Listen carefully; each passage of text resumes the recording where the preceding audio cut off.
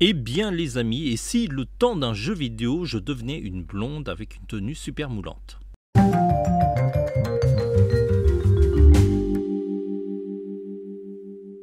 Hello les amis, j'espère que vous allez bien. Nous revoilà pour une autre vidéo critique, mais pas forcément cinéma, mais plutôt jeu vidéo.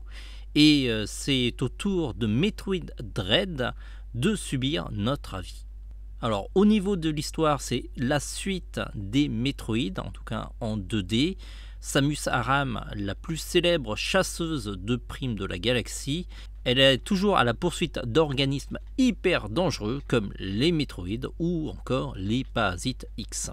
Ce Metroid est un Metroidvania, c'est une sorte de jeu de plateforme vous permettant de visiter une map assez grande.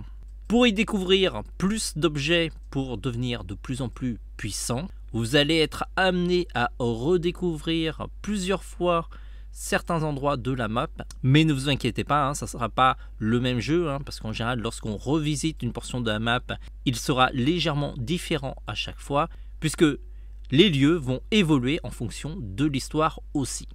Graphiquement, le jeu est magnifique, avec un premier plan et un arrière-plan qui s'entrecroisent et qui donnent vraiment un effet de relief, alors que le jeu est juste en 2D.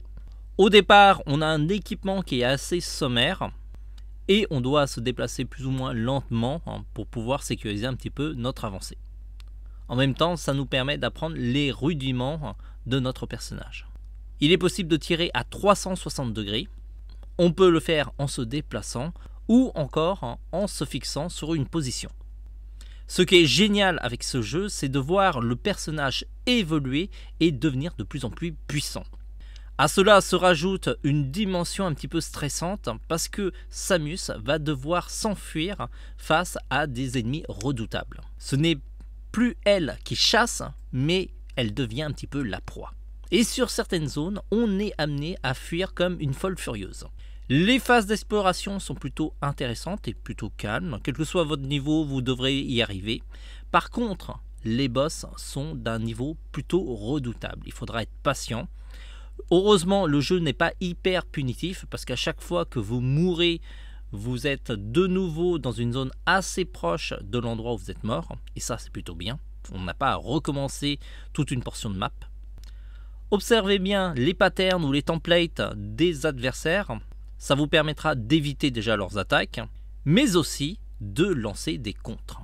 Et ça, c'est une dimension qui est vraiment excellente dans ce Metroid. C'est la possibilité d'accélérer un combat en faisant des contres. Et il y a vraiment une prime à l'usage des contres parce que ça permet d'écourter énormément les combats puisque vous faites plus de dégâts. Ce système est valide pour les ennemis standards, mais aussi pour les boss. Par contre, il faut bien voir les moments où vous pouvez placer vos contres. Les boss sont assez impressionnants, mais si vous avez un petit peu de patience et surtout d'observation, vous allez voir que c'est pas si compliqué que ça de les battre. Une fois que vous connaissez un petit peu les schémas d'attaque, vous allez pouvoir apprendre à les éviter et aussi à enchaîner vos attaques plus facilement. Maintenant que j'ai terminé le jeu, je vous avoue que j'ai déjà envie de recommencer ce jeu, histoire de voir si je peux performer et être beaucoup plus rapide. À chaque fois que je termine un gros boss qui est quand même assez difficile à battre, je meurs quand même pas mal de fois, j'ai sans doute pas suffisamment de dextérité, mais en tout cas c'est vraiment gratifiant de battre un boss. Et le fait qu'il nous le donne pas facilement, c'est encore mieux.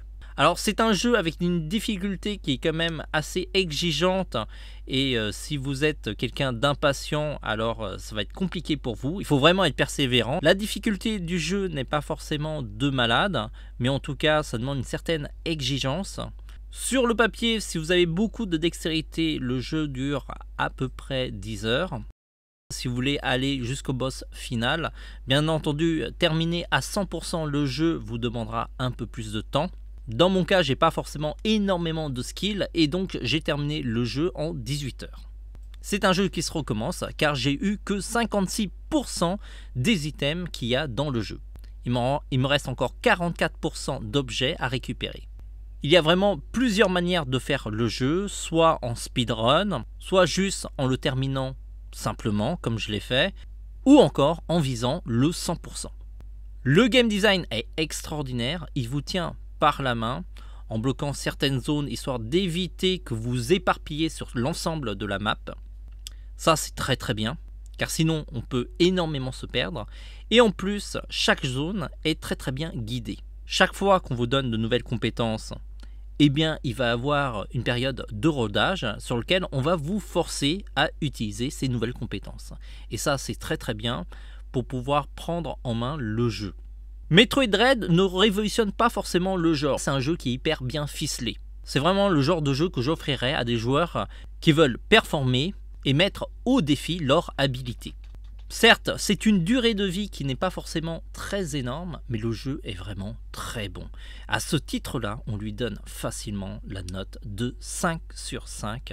C'est vraiment un jeu qu'on recommande aux joueurs qui veulent tester leur habilité. En plus de cela, les musiques sont d'un stressant comme pas possible, et il y a des phases qui vont vous surprendre. On aura attendu assez longtemps pour avoir un autre volet de Metroid, mais ça valait le coup d'attendre. Autrement, si vous avez déjà joué au jeu, n'hésitez pas à mettre en commentaire ce que vous en avez pensé, histoire d'avoir un autre son de cloche que la nôtre. On se dit à très vite pour d'autres critiques ciné. N'oubliez pas de vous abonner, de liker, histoire que cette vidéo soit plus vue. Et puis, profitez de ces vacances pour jouer à Metroid Dread, ou sinon, de le mettre dans votre liste de cadeaux de Noël. À très vite les amis!